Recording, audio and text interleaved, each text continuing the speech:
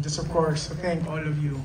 And marami sa inyo nakasama ko simula nung nagsisimula pa lang kami. Tama po ba?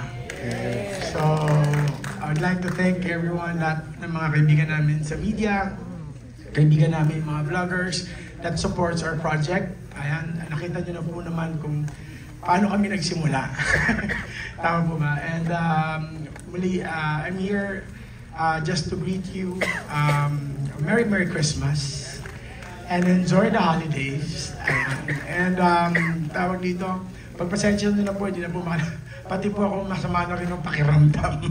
Pero hindi pwedeng hindi ako bumati sa inyo ng Merry Christmas. And thank you for always supporting us. And I hope you love the film. Yes! And sana ipamalita po ninyo. And I hope you continue to support. Ayan. Ay, meron pa kayo. Ayan, Tito Pip, go lang. Alalahanin niyo, buhay pa si Maylene.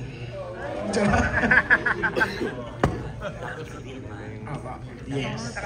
Apo. Ayan, may marami pa ng mga black screening. Ayan, ini-istorbo ko si Tito Pip. Ayan, muli maraming salamat po. So always support. May black screening din dito. And I think hopefully tomorrow. Ayan. Yes, so lahat po naman. Maraming salamat sa lahat ng mga Bilmanos. And I think si Ron po nandito. Ayan. Bukod po sa paggawa ng pelikula, nag-aalaga rin po kami ng mga talent because we believe in Mentor Productions. We have to own our own talents also. So palakpakan niyo naman po si Ron Angeles. Ayan. Tapos yung G-Boys ng The Extra. Ayan yung Good Boys po. Marami po kaming talent na currently in-own. And I hope you support all of our future projects dahil marami pa po kayong proyekto. Hello po. Maulan na araw po sa atin lahat. Ako po pala si Ron Angeles. Ako po si Mark po dito sa pelikulang to. Maraming salamat po. Yun po, maraming salamat sa walang sawang pagsuporta at pagmamahal sa pelikulang ito. And syempre sa mentor po. Yun po, sana ipakalat po natin ang magandang balita para lahat po ng Pilipino ay makapanood. At ayun lang po, maraming salamat po sa inyo. Happy holiday and Happy New Year po. Ayan, parang ayaw na. Alam mo yung parang may mission na parang pa-star, gano'n. Image na naman yun. Naramdaman mo ba yun? I think hindi ko po lalo pag nagka-character, ano siya. Hindi ko naramdaman yun eh. Simula day one na nagkita kami ni Nadine, hindi ko naramdaman na baguhan ako sa kanya. Nung nag-usap kami nung day one na in-approach ko siya, na nagpakilala ako sa kanya, sobrang approachable ni Nance. I mean, magkasama kami taping, promo and everything. Naging close ko naman sila lahat. And I think, for me para lang sa akin, hindi ako nahirapan katrabaho si Nadine. Masaya ako na naka-work ko siya. Ron, nung pumping scene ni Nadine, nandun ka ba? Hindi ko... Nagkaroon po sila ng meron naman po kami intimacy workshop. Opo, yeah. So it was guided. Pero parang hindi naman nakita. Pero diba? kasi wala na, hindi ka pinakita eh, di ba? Nakat mo yun? Si Nadine lang ang andun na nakita. Ako po, pakiramdam ko nandun ako eh. All throughout, nandun ako. Siyempre, nag-iisang part ko.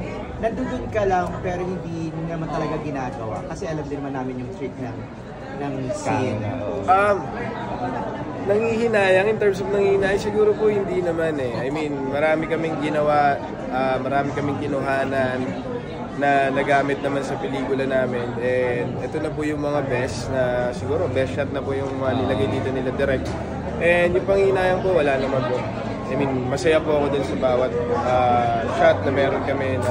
Kissing scene ba kayo dito? Pati ko yata natanda na ng kissing scene. Wala naman po. Ay, nanginayang ka ba na wala? I mean, iba po kasi yung kissing scene, parang abangan nyo na lang. Hindi siya totally wala, pero abangan nyo, may yan. Ron, ano masasabi mo sa performance nila Aga and Bill Masama dito? Ay, nako po. Yung premiere night nga po namin, sabi ko, grabe. Si Aga, first time ko makitang gano'n. Si Tita V din po. First time ko silang makita. Tsaka iba po yung pakiramdam pag nakita nyo sila personal na gano'n. Habang nasa set po kami. Kasi you can really imagine na Tita V is doing those things and Kuya Aga.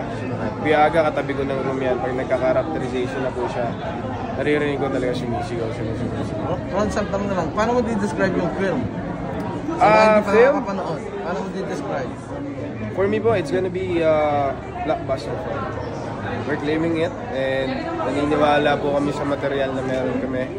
And Kakaiba, no? Kakaiba. yes po, ito po yung, kumbaga ito, inahain to sa masa. Kumbaga, bago po ito sa panlasa ng Pinoy. Kumbaga, lahat po ng first time pwede nyo makita dito. Ate B, Agamulak, Nadine, and iba pang malalaking artista na kasama ko po dito. And this film is worth it. Sobrang worth it po nang ibabayad nyo dito. Lalabas po kayo na nagbayad kayo sa sinehan, lalabas kayo na masaya. Sulit. Sulit po. Salamat po. Salamat po. Salamat po. Salamat po.